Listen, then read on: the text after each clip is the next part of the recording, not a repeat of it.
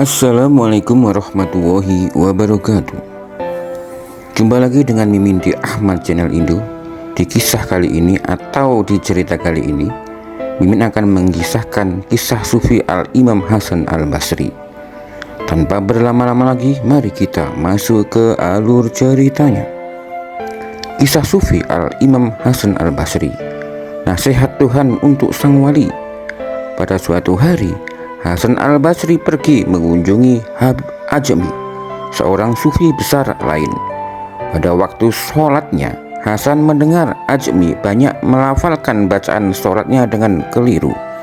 Oleh karena itu, Hasan memutuskan untuk tidak sholat berjamaah dengannya.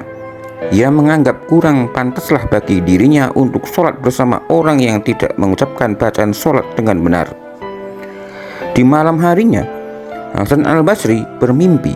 Ia mendengar Tuhan berbicara kepadanya, "Hasan, jika saja kau berdiri di belakang Habib Ajmi dan menunaikan sholatmu, kau akan memperoleh keridhaanku, dan sholat kamu itu akan memberimu manfaat yang jauh lebih besar daripada seluruh sholat dalam hidupmu. Kau mencoba mencari kesalahan dalam bacaan sholatnya, tapi kau tak melihat kemurnian dan kesucian hatinya. Ketahuilah, aku lebih menyukai hati yang tulus daripada mengucapkan atau pengucapan tajwid yang sempurna." Tetangga Nasrani. Imam Hasan Al-Basri adalah seorang ulama tabi'in terkemuka di kota Basrah, Irak. Beliau dikenal sebagai ulama yang berjiwa besar dan mengamalkan apa yang beliau ajarkan. Beliau juga dekat dengan rakyat kecil dan dicintai oleh rakyat kecil. Imam Hasan Al-Basri memiliki seorang tetangga Nasrani. Tetangganya ini memiliki kamar kecil untuk kencing di loteng di atas rumahnya. Atap rumah keduanya bersambung menjadi satu. Air kencing dari kamar kecil tetangganya itu merembes dan menetes ke dalam kamar Imam Hasan Al-Basri. Namun, beliau sabar dan tidak mempermasalahkan hal itu sama sekali. Beliau menyuruh istrinya meletakkan wadah untuk menadahi tetesan air kencing itu agar tidak mengalir ke mana-mana. Selama 20 tahun hal itu berlangsung dan Imam Hasan Al-Basri tidak membicarakan atau memberitahukan hal itu kepada tetangganya sama sekali. Dia ingin benar-benar mengamalkan sabda Rasulullah SAW. Siapa yang beriman kepada Allah dan hari akhir, maka muliakanlah tetangganya. Suatu hari Imam Hasan Al-Basri sakit. Tetangganya yang Nasrani itu datang ke rumahnya menjenguk. Ia merasa aneh melihat ada air menetes dari atas di dalam air, atau ia merasa aneh ada air yang menetes dari atas di dalam kamar sang imam. Ia melihat dengan seksama tetesan air itu. Tetangganya itu langsung mengerti bahwa air kencing itu merembas dari kamar kecilnya yang ia buat di atas lonteng rumahnya. Dan yang membuatnya bertambah heran, kenapa Imam Hasan Al-Basri tidak bilang padanya. "Imam, sejak kapan engkau bersabar atas tetesan air kencing kami ini?" tanya tetangga. Imam Hasan Al-Basri diam tidak menjawab. Beliau tidak mau membuat tetangganya merasa tidak enak. Namun Imam, katakanlah dengan jujur, sejak kapan engkau bersabar atas tetesan air kencing kami? Jika tidak kau katakan, maka kami akan sangat tidak enak, desak tetangganya. "Sejak 20 tahun yang lalu," jawab Imam Hasan Al-Basri dengan suara parau. "Kenapa kau tidak memberitahuku? Nabi mengajarkan untuk memuliakan tetangga. Beliau bersabda, siapa yang beriman kepada Allah dan hari akhir, maka muliakanlah tetangganya." Seketika itu si tetangga langsung mengucapkan 2 kalimat syahadat. Ia dan seluruh keluarganya masuk Islam. Umpatan. Seseorang datang menemui Syekh Al-Hasan. Dia bercerita bahwa dirinya baru saja diumpat oleh si fulan. Syekh Al-Hasan justru menyuruh orang tersebut untuk kembali menemui si fulan. Ingat, kata ulama, orang yang suka mengumpat memasang senjata untuk melemparkan kebaikannya ke barat dan timur, serta ke kanan dan ke kiri, kata Syekh Al-Hasan. Orang tadi lantas menurut nasihat Syekh Al-Hasan. Dia tak sekedar menemui tapi juga membawakan sebakul kurma rutab. Sembari menyerahkan sebakul kurma yang dibawanya, ia berkata dengan tenang, aku mendengar kabar bahwa engkau telah menghadiahkan kebaikanmu kepadaku, maka terimalah kirimanku sebagai ucapan terima kasih. Apalagi sebenarnya yang dikatakan Syekh Al-Hasan hingga lelaki yang diumpat itu bisa sebaik demikian pada orang yang mengumbatnya. Ternyata Syekh Al-Hasan seperti dikisahkan oleh Al-Ghazali mengutipkan satu nasihat yang pernah didengarnya dari Syekh Ibnu Mubarak. Bunyinya pendek sekali, jika kau suka mengumpat tentu aku mengumpat ibuku, atau jika kau suka mengumpat tentu aku mengumpat ibuku, sebab ibuku berhak menerima kebaikanku. Oh Syekh, siapa ini? Hasan Al-Basri, semoga Allah memberikannya, adalah seorang imam yang terkenal di masanya hidup Habib Al-Ajami. Semoga Allah mensucikan jiwanya. Beliau bukan seorang Arab, tapi dari Persia atau Bukhara, dan beliau buta huruf. Suatu ketika Habib Al-Ajami sedang duduk di depan khanikahnya, pondoknya, untuk berzikir. Tiba-tiba Hasan Al-Basri datang dengan terkopoh-kopoh. Oh Habib, sembunyikan aku karena Hajjal, wakil gubernur, mengutus tentaranya untuk menangkapku. Sembunyikan aku, kata Hasan Al-Basri. Dan Habib membalas, masuklah ke dalam dan bersembunyilah. Hasan masuk ke dalam dan menemui sebuah tempat untuk bersembunyi. Beberapa saat kemudian, beberapa tentara menghampiri Habib. Apakah Anda melihat Hasan Al-Basri? Ya, aku melihatnya di dalam. Dia ada di dalam. Mereka masuk ke dalam dan melihat ke sekeliling, melihat ke segala arah, bahkan menyentuh kepala Hasan Al-Basri, dan beliau melihat mereka dengan ketakutan. Kemudian pasukan itu keluar dan berkata kepada Habib, apa sekarang Anda tidak malu karena Anda telah berdusta? Di mana dia? Hajat akan berurusan dengan orang yang bekerja sama dengan Hasan Al-Basri, dan itu cocok dengan Anda. Anda berkata bahwa dia berada di dalam. Apakah Anda tidak malu terhadap kami telah berdusta? Di dalam, aku tidak berdusta. Dia di dalam. Sekali lagi mereka masuk, lalu dengan sangat marah mereka pergi. Kemudian Hasan Al-Basri keluar. Oh Syekh, apa ini? Aku datang kepadamu, memintamu untuk menjagaku, dan engkau mengatakan kepada tentara bahwa aku berada di dalam. Ya Hasan, ya Imam Najmuddin Siddiq Khalam, engkau diselamatkan oleh kebenaranku. Aku mengatakan kebenaran dan Allah melindungimu karena aku berkata dengan jujur. Aku berkata, wahai Tuhanku, ini adalah Hasan Al-Basri, hambamu. Dia datang meminta pertolonganku. Berkata, sembunyikan aku, janganlah aku, atau jagalah aku tidak bisa melindunginya. Aku mempercayakan dia kepadamu, menyerahkan dia kepadamu sebagai amanat dariku. Engkau melindunginya. Aku hanya mengatakan hal itu dan membaca ayat kursi. Karena itulah para tentara tiada pun dapat melihatnya. Kisah tabi'in Hasan Al-Basri. Hasan Al-Basri telah datang berita gembira kepada istri Rasulullah SAW, Ummu Salamah, bahwa budaknya yang bernama Khairah telah melahirkan seorang bayi laki-laki. Ummul Mukminin hanyut dalam kegembiraan dan wajahnya tampak ceria dan berseri-seri.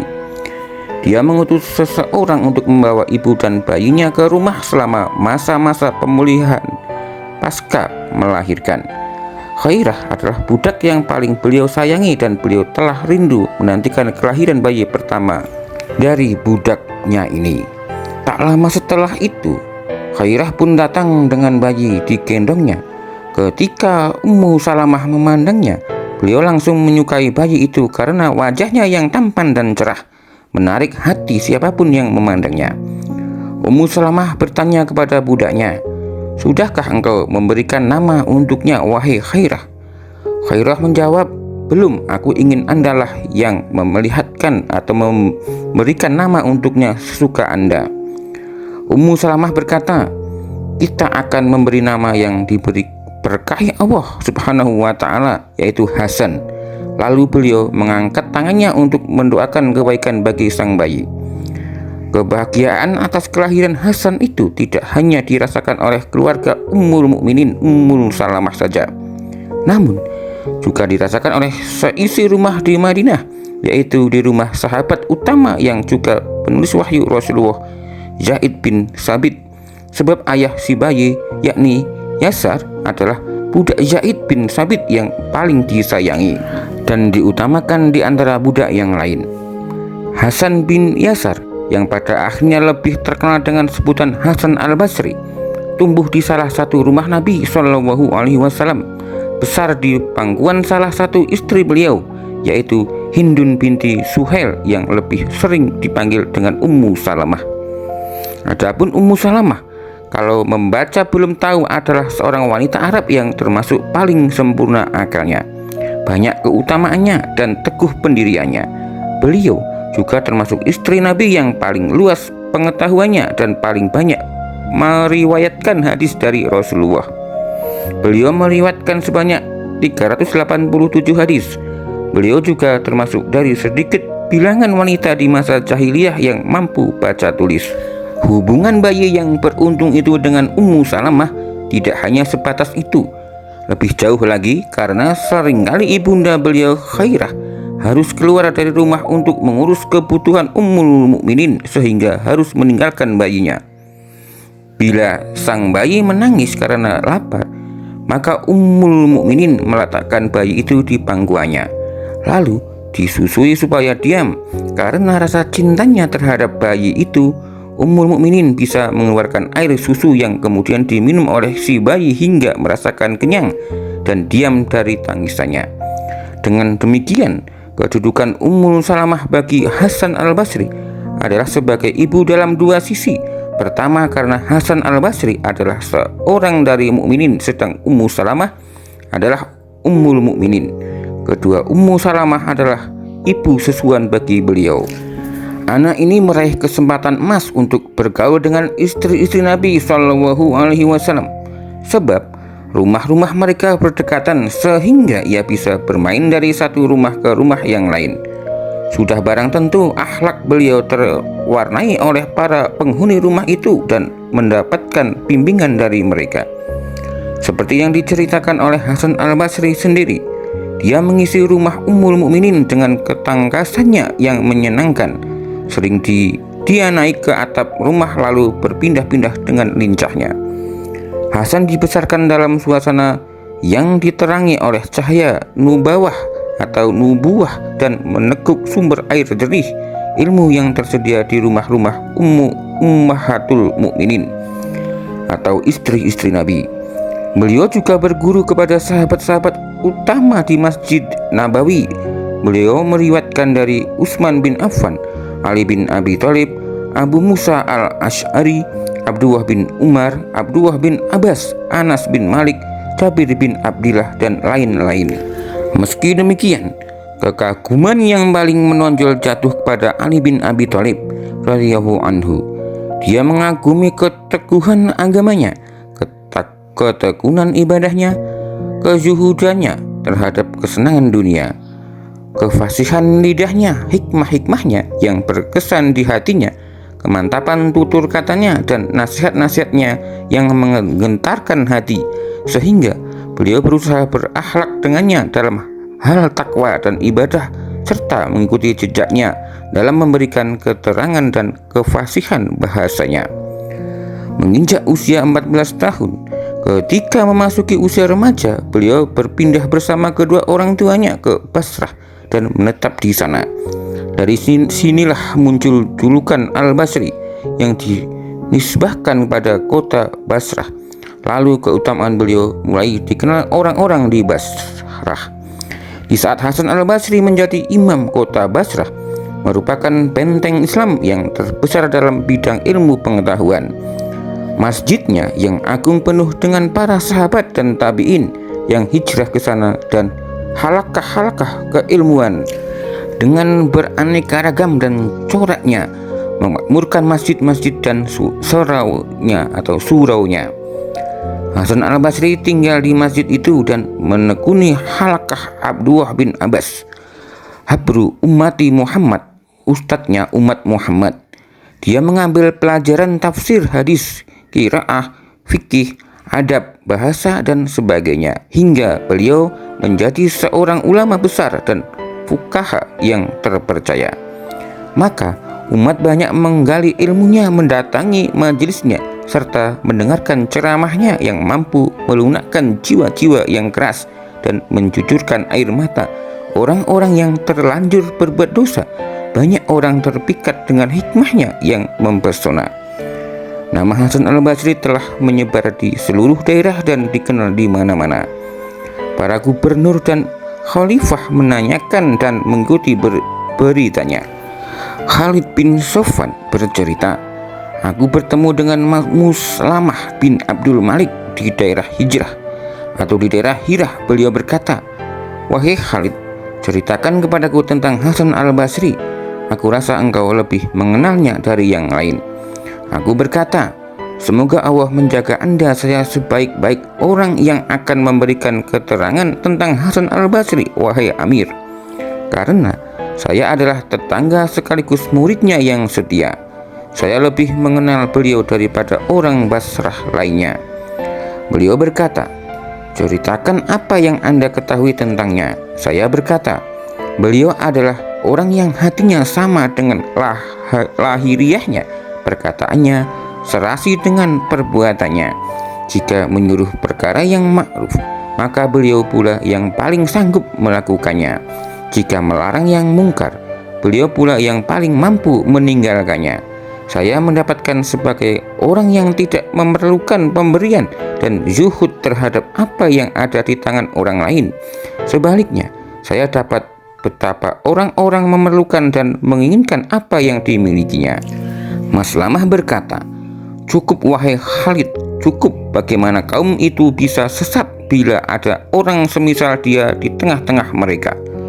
Ketika Hajjaj bin Yusuf Ats-Tsaqafi berkuasa di Irak, bertindak sewenang-wenang dan kejam di wilayahnya, Hasan al-Basri adalah termasuk dalam bilangan sedikit orang yang berani menentang dan mengancam keras akan kezaliman penguasa itu secara terang-terangan. Suatu ketika, Hajjaj membangun istana yang megah untuk dirinya di kota Wasit. Ketika pembangunan selesai, diundangnya orang-orang untuk melihat dan mendoakannya.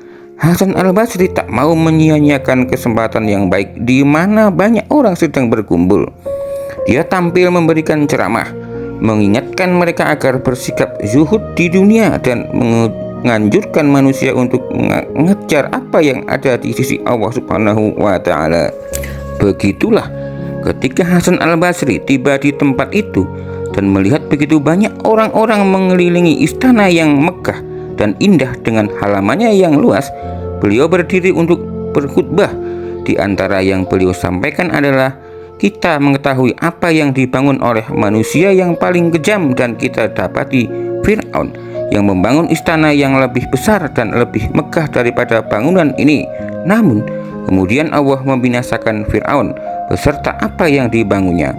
Andai saja hajat bahwa penghuni langit telah membencinya dan penduduk bumi telah memperdayakannya. Beliau terus mengkritik dan mengancam hingga beberapa orang mengkhawatirkan keselamatannya dan meminta berhenti. 'Cukup wahai Abu Sa'id, cukup.' Namun Hasan al-Basri berkata, 'Wahai saudaraku, Allah Subhanahu wa Ta'ala telah mengambil sumpah dari ulama agar menyampaikan kebenaran kepada manusia dan tak boleh menyembunyikannya.' Keesokan harinya, Hajjaj menghadiri pertemuan bersama para pejabatnya dengan memendam amarah dan berkata keras, 'Celakalah kalian, seorang dari budak-budak Basrah itu memaki-maki kita dengan seenaknya, dan tak seorang pun dari kalian berani mencegah dan menjawabnya. Demi Allah, akan ku minumkan darahnya kepada kalian, wahai para pengecut.' Hajjaj memerintahkan pengawalnya untuk menyiapkan pedang beserta algojonya dan menyuruh polisi untuk menangkap Hasan al-Basri. Di bawah Hasan al-Basri, semua mata mengarah kepadanya dan hati mulai berdebar menunggu nasibnya. Begitu Hasan al-Basri melihat algojo dan pedangnya yang terhunus dengan tepat hukuman mati, beliau menggerakkan bibirnya membaca sesuatu, lalu berjalan mendekati Hajjaj dengan ketabahan seorang mukmin. kewibawaan seorang muslim dan kehormatan seorang dai di jalan Allah. Demi melihat ketegaran yang demikian, mental Hajat menjadi ciut, terpengaruh oleh wibawa Hasan al-Basri. Dia berkata ramah, "Silahkan duduk di sini wahai Abu Sa'id, silahkan." Seluruh yang hadir menjadi bengong dan terheran-heran melihat perilaku amirnya yang mempersilahkan Hasan al-Basri duduk di kursinya. Sementara itu, dengan tenang dan penuh kewibawaan, Hasan al-Basri duduk di tempat yang disediakan. Hajat menoleh kepadanya lalu menanyakan berbagai masalah agama, dan dijawab Hasan al-Basri dengan jawaban-jawaban yang menarik dan mencerminkan pengetahuan yang luas. Merasa cukup dengan pertanyaan yang diajukan, Hajat berkata, "Wahai Abu Sa'id, Anda benar-benar tokoh ulama yang hebat." Dia semprotkan minyak ke jenggot Hasan al-Basri lalu diantarkan sampai di depan pintu. Sesampainya di luar istana, pengawal yang mengikuti Hasan al-Basri berkata, "Wahai Abu Sa'id, sesungguhnya Hajat memanggil Anda untuk suatu urusan yang lain. Ketika Anda masuk dan melihat Algojo dengan pedangnya yang terhunus, saya lihat Anda membaca sesuatu. Apa sebenarnya yang Anda lakukan ketika itu?" Beliau berkata, "Aku berdoa, wahai yang maha melindungi dan tempatku bersandar dalam kesulitan. Jadikanlah amarahnya menjadi dingin dan menjadi keselamatan bagiku, sebagaimana engkau jadikan api menjadi dingin dan keselamatan bagi Ibrahim."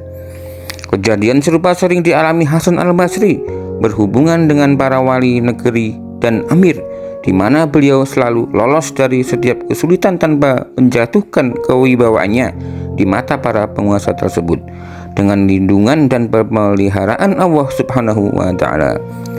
Setelah wafatnya Khalifah yang zuhud Umar bin Abdul Aziz, kekuasaan beralih ke tangan Yazid bin Abdul Malik. Khalifah baru ini mengangkat Umar bin Ubairah al-Faraki sebagai gubernur Irak sampai Khurasan. Yazid terkait telah berjalan tidak seperti jalannya kaum salaf yang agung. Dia senantiasa mengirim surat kepada walinya Umar bin Ubairah agar melaksanakan perintah-perintah yang ada kalanya melenceng dari kebenaran. Untuk memecahkan problem itu, Umar bin Ubairah memanggil para ulama, di antaranya Asy-Syabi dan Hasan al-Basri. Dia berkata, "Sesungguhnya Amirul Mukminin Yazid bin Abdul Malik telah diangkat oleh Allah Subhanahu wa Ta'ala sebagai khalifah atas hamba-hambanya, sehingga wajib ditaati, dan aku diangkat sebagai walinya di negeri Irak sampai kupandang tidak adil. Dalam keadaan yang demikian, bisakah kalian memberikan jalan keluar untukku? Apakah aku harus menaati perintah-perintahnya yang bertentangan dengan agama?" Asy-Syabi menjawab dengan jawaban yang lunak dan sesuai dengan jalan pikiran pemimpinnya itu. Sedangkan Hasan al-Basri tidak berkomentar, sehingga Umar menoleh kepadanya dan bertanya, "Wahai Abu Sa'id, bagaimana pendapatmu?" Beliau berkata, "Wahai Ibnu Hubairah, takutlah kepada Allah atas Yazid dan jangan takut pada Yazid karena Allah. Sebab ketahuilah bahwa Allah Subhanahu wa Ta'ala bisa menyelamatkanmu dari Yazid, sedangkan Yazid tidak mampu menyelamatkanmu dari murka Allah. Wahai Ibnu Hubairah, aku khawatir akan datang kepadamu malaikat maut yang keras dan tak pernah menentang perintah Robbinya, lalu memindahkanmu dari istana yang luas ini menuju liang kubur yang sempit. Di situ engkau tidak akan bertemu dengan Yazid. Yang kau jumpai hanyalah amalmu yang tidak sesuai dengan perintah Robbimu dan Robbi Yazid. Wahai Ibnu Hubairah, bila engkau bersandar kepada Allah dan taat kepadanya, maka dia akan menahan segala kejahatan Yazid bin Abdul Malik atasmu di dunia dan akhirat. Namun jika engkau lebih suka menyertai Yazid dalam bermaksiat kepada Allah, niscaya dia akan membiarkanmu dalam kegenggaman Yazid. Dan sadarilah wahai Ibnu Hubairah, tidak ada ketaatan bagi makhluk siapapun dia bila untuk bermaksiat kepada Allah." Umar bin Hubairah menangis hingga basah janggutnya karena terkesan mendengarnya. Dia berpaling dari Asy-Syabi kepada Hasan al-Basri. Umar semakin bertambah hormat dan memuliakannya. Setelah kedua ulama itu keluar dan menuju ke masjid, Orang-orang pun datang berkerumun ingin mengetahui berita pertemuan mereka dengan Amir Irak tersebut. Asy-Sya'bi menemui mereka dan berkata, "Wahai kaum, barang siapa mampu mengutamakan Allah atas makhluknya dalam segala keadaan dan masalah, maka lakukanlah. Demi yang jiwaku ada di tangannya, semua yang dikatakan Hasan al-Basri kepada Umar bin Hubairah juga aku ketahui. Tapi yang ku sampaikan kepadanya adalah untuk wajahnya, sedangkan Hasan al-Basri menyampaikan kata-katanya demi mengharap wajah Allah subhanahu wa ta'ala. Maka aku disingkirkan Allah subhanahu wa ta'ala dari Ibnu Hubairah, sedangkan Hasan al-Basri didekati dan dicintai. Allah memberikan karunia umur kepada Hasan al-Basri hingga berusia lebih dari 80 tahun dan telah memenuhi dunia ini dengan ilmu, hikmah dan fikih. Warisan yang diunggulkannya sebagai generasi kini diantaranya adalah kehalusan dan nasihat-nasihatnya yang mampu menyegarkan jiwa dan mampu menyentuh hati, menjadi petunjuk bagi mereka yang lalai akan hakikat kehidupan dunia serta ikhwah atau ikhwal manusia dalam menyikapi dunia. Beliau pernah ditanya oleh seseorang tentang dunia dan keadaannya. Beliau berkata, "Anda bertanya tentang dunia dan akhirat. Sesungguhnya perumpamaan dunia dan akhirat adalah seperti timur dan barat. Bila satu mendekat maka yang lain akan menjauh. Dan Anda memintaku supaya menggambarkan tentang keadaan dunia ini. Maka aku katakan bahwa dunia diawali dengan kesulitan dan diakhiri dengan kebinasaan. Yang halal akan dihisap dan yang haram akan berujung siksa. Yang kaya akan menghadapi ujian dan fitnah, sedangkan yang miskin selalu dalam kesusahan." Adapun jawaban terhadap pertanyaan orang lain tentang keadaannya dan keadaan orang lain dalam menyikapi dunia, beliau berkata, "Duhai celaka, apa yang telah kita perbuat atas diri kita? Kita telah menelantarkan agama kita dan menggemukkan dunia kita. Kita rusak akhlak kita dan kita perbarui rumah ranjang serta pakaian kita, bertumbuh pada tangan kiri, lalu memakan harta yang bukan haknya. Makanannya hasil menipu, amalnya karena terpaksa, ingin yang manis setelah yang asam, ingin yang panas setelah yang dingin, ingin yang basah setelah yang kering, hingga manakala telah penuh perutnya, ia berkata, 'Wahai anakku, ambil obat pencerna, hai orang yang dungu. Sesungguhnya yang kau cerna itu adalah agamamu. Mana tetanggamu yang lapar? Mana yatim-yatim kaummu yang lapar? Mana orang miskin yang menantikan uluranmu? Mana nasihat Allah subhanahu wa ta'ala dan Rasulnya? Kalau saja engkau sadari hisabmu tiap kali terbenam matahari, berkuranglah 1 hari usiamu dan lenyaplah sebagian yang ada padamu.' Kamis malam di bulan Rajab 110 Hijriah, Hasan al-Basri pergi memenuhi panggilan Rabbinya. Pagi harinya menjadi pagi duka cita bagi kota Basrah. Jenazahnya dimandikan, dikafani dan disolatkan setelah sholat Jumat di Masjid Jami Basrah, masjid tempat di mana beliau menghabiskan banyak waktu hidupnya, belajar dan mengajar serta menyeru ke jalan Allah. Orang-orang mengiringkan jenazahnya dan hari itu tak ada sholat ashar di masjid Jami tersebut karena tidak ada yang menegakkannya, dan sholat jamaah ashar tidak pernah absen sejak dibangunnya masjid itu, kecuali di hari itu, hari di mana Hasan al-Basri berpulang ke hariban Rabbinya. Demikian kisah singkat ulama besar Hasan al-Basri. Semoga kita dapat mengambil banyak hikmah, dan dari mimin akhiri, Assalamualaikum warahmatullahi wabarakatuh.